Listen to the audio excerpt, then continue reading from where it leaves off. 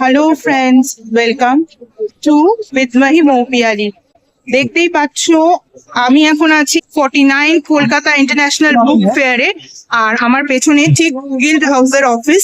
তো তোমাদের সবারই বুঝতে নিশ্চয়ই অসুবিধা হওয়ার কথা নয়, যদিও বা আমি এটা না বলতাম আমি কোথায় আছি এখন। তো যারা যারা বাঙালিরা আছো বই প্রেমী, তারা অবশ্যই কিন্তু বই মেলাতে একবার এসো। এই বছর কিন্তু বই মেলার থিম আর্জেন্টিনা।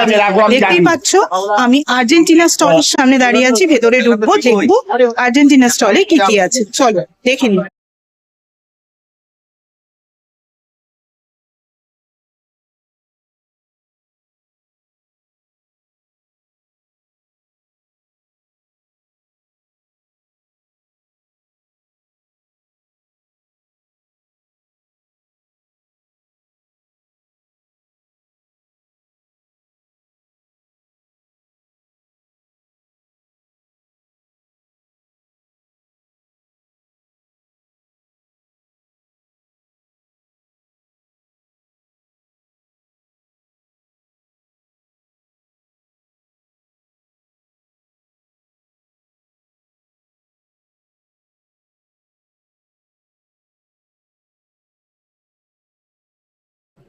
এই হলো আর্জেন্টিনা এবং তার জনজাতির জীবনযাত্রা কিছুটা হলেও তুলে ধরা হয়েছে। তো বই পড়ো, বই পড়াও বিভিন্ন ওকেশনে। তো সেক্ষেত্রে বই উপহার দাও, সবাইকে বই পড়ার সুযোগ করে দাও, আর বই পড়ার হ্যাবিট তৈরি করো এবং বই পড়ার হ্যাবিট তৈরি করাও।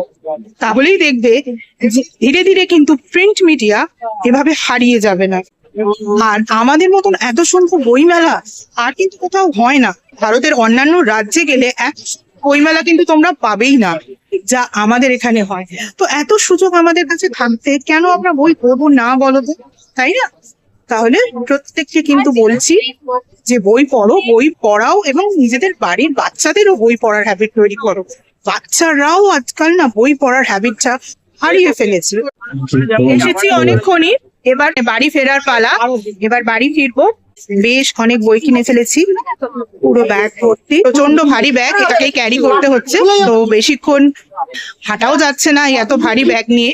একটা তো বই হাতে রাখতেই হয়, কারণ বইমেলায় এসছি হাতে একটা বই থাকবে না, এটা ঠিক কেমন লাগবে না? চিরঞ্জিত চক্রবর্তীর যে ডায়লগ, মা হারালে মা পাওয়া যায় না, বইও একবার কারোকে পড়তে দিলে বইও ফেরত পাওয়া যায় না। তাই যতই বই কিনি কিনা পড়তে আমি দেব না, এবারে ঠিক করেছি। তাই ঠিকও করেছি যে হয়তো এবারে বইগুলোকে খুলে খুলে আর দেখাবো না কি কি বই কিনেছি। তারপরেই লোকজন বলবে এটা পড়তে দিতে হবে, ওটা পড়তে দিতে হবে, এই করে করে কত বই পাই না। তো যাই হোক, সেটা কোনো ব্যাপার নয়। মানুষ যদি বইগুলো পড়ে খুব ভালোই লাগবে। বেশ কিছু বই এমনও আছে যেগুলো আমি পড়িনি, কিন্তু তারা পড়বে বলে নিয়েছে, পরবর্তীতে আমি ফেরত পাই। সেটা হলে একটু কষ্ট হয় আর কি, আবারও বইগুলো কিনতে হয়।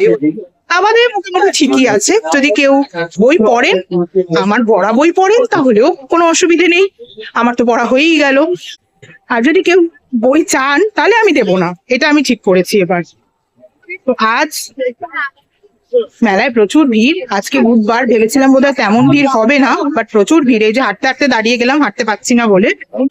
এমন ইন্টারন্যাশনাল বুক ফেয়ারে আসার হ্যাবিট কিন্তু নিজেরা তৈরি করো। নিজেদের বাচ্চারা যে বই পড়ে না, বই পড়া ভুলে গেছে, অনেক বাবা মায়েরই কিন্তু একটা কমপ্লেন থাকে। সেই কমপ্লেনটা কিন্তু নিজেরাই দূর করতে পারবে। বাচ্চাদেরকে নিয়ে এসো বই মেলায়, তাদের বই পড়ার হ্যাবিট তৈরি করো, কমিক্স দিয়ে শুরু করো। তারপরে তো ধীরে ধীরে এক্সট্রা আরো হায়ার লেভেলে তারা যাবে। তাদেরও বিভিন্ন ওকেশনে, তাদের যখন জন্মদিন হবে বা অন্যান্য কিছুতেও বই গিফট করো। বই পড়ার হ্যাবিট তাদেরও তৈরি করা। চলো আজকের মতো এটুকুই। আবার অন্য কোনো ভিডিওতে নিশ্চয়ই তোমাদের সঙ্গে দেখা হবে। Tata, thank you so much.